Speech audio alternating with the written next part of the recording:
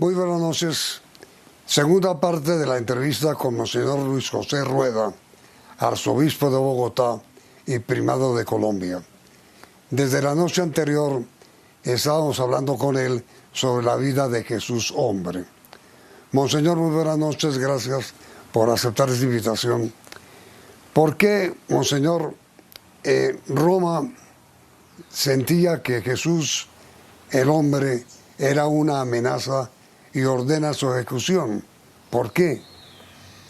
Gracias, Yamid. Los saludo a usted y a todos los que están siguiendo Pregunta Yamid en CMI La Noticia. Hay un detalle muy interesante y es que a Jesús, el hombre, el Hijo de Dios que se encarnó de la Virgen María, debemos ocuparlo y contextualizarlo en su lugar histórico y cultural. En ese tiempo, el Imperio Romano era el país poderoso que había llegado incluso a Israel y tenía gobernantes allí.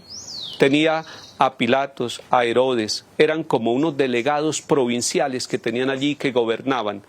Cuando las autoridades del Sanedrín, de la autoridad religiosa judía, van a decirle al gobernante romano que está allí en Jerusalén que es necesario matar a Jesús, él les pregunta, ¿pero qué mal ha hecho? Y él dice, y ellos le responden, se ha declarado Hijo de Dios. La gran condena de los judíos a Jesús es que es blasfemo, que él dice que es Hijo de Dios. No aceptan que llame a Dios Padre y que él mismo se comunique a los demás como Hijo de Dios. Esa blasfemia la llevan ante la autoridad civil. Fíjense que pasa de ser un tema religioso estrictamente judío, que ni siquiera los romanos lo entendían, a ser un problema político, porque le dicen, si él se proclama como rey, si él dice que es el rey de los judíos, van a venir los romanos, nos van a destruir el templo, van a acabar con la ciudad. Y ellos mismos le dicen, así como tratando de congraciarse con Herodes, es que no tenemos otro gobernante sino al César, es necesario matarlo.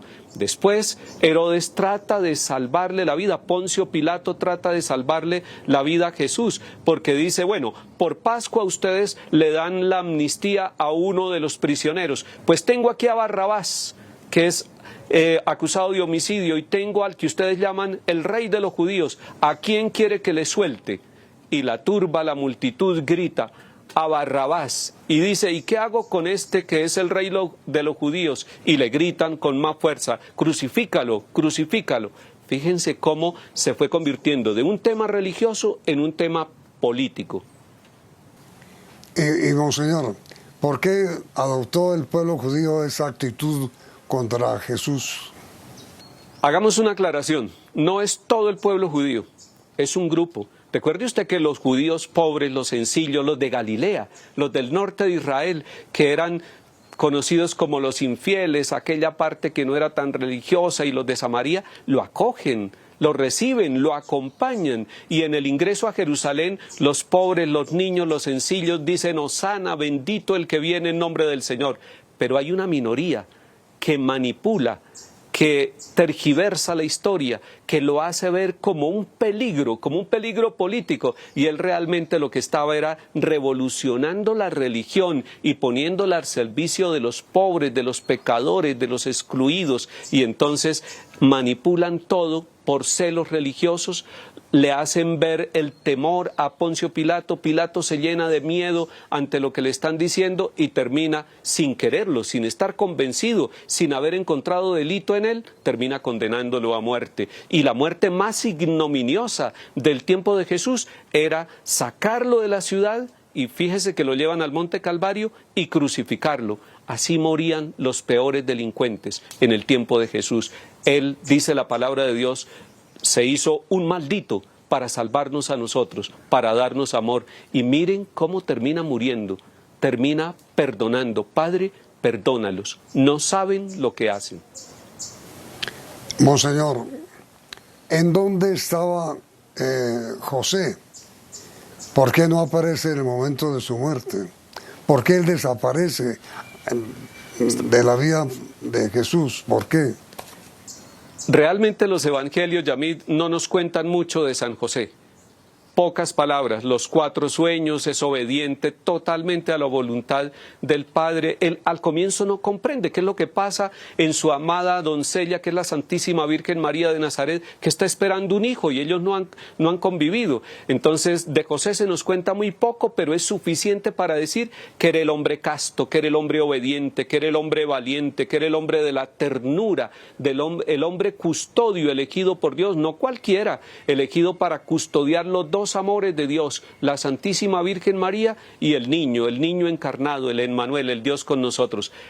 No nos dice nada la Sagrada Escritura sobre la muerte de José, pero se supone, y por libros apócrifos y por la cultura del tiempo, que José murió antes de que Jesús empezara su ejercicio misionero de vida pública y por lo tanto no lo pudo acompañar en la cruz. Pero María, dice Juan en capítulo 19 de San Juan, María estaba allí con otras mujeres junto a la cruz de Jesús. Monseñor, usted bien sabe que hay muchas excavaciones, unas en Jerusalén, buscando algunas pruebas sobre la existencia de Jesús, y otras en Éfeso, en Turquía, buscando también algunas pruebas de la existencia de María, donde ella habría muerto. Como la ascensión no es probable, no se puede probar, ¿qué se pudo hacer en ese momento con el cuerpo de Jesús? Bien, muy bien. El cuerpo de Jesús nos enseña a la Iglesia que fue glorificado. Pasa por la cruz, pasa por las heridas del dolor, y a mí me impresiona mucho encontrar en el libro del Apocalipsis que dice que el Cordero, el triunfador, ese libro del Apocalipsis es bellísimo, porque algunos le tienen miedo y sin embargo es el libro de la esperanza de las comunidades perseguidas, de las comunidades que reciben el consuelo del Redentor, del que resucitó. Dice que eternamente tiene las heridas del crucifijo, las heridas de su martirio en la cruz, y que Él resucitó. Él ascendió al cielo. Entramos en la escena del misterio. Puede ser que haya excavaciones, puede ser que haya búsquedas, pero encontrarán siempre que hay una presencia del Señor Jesús resucitado.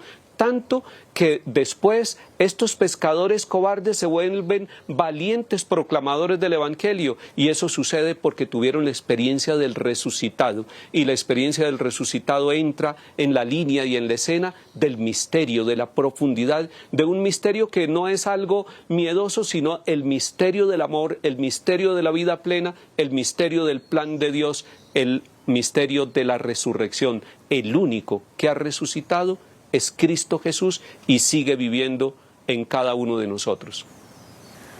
Monseñor Rueda, mi última pregunta esta noche.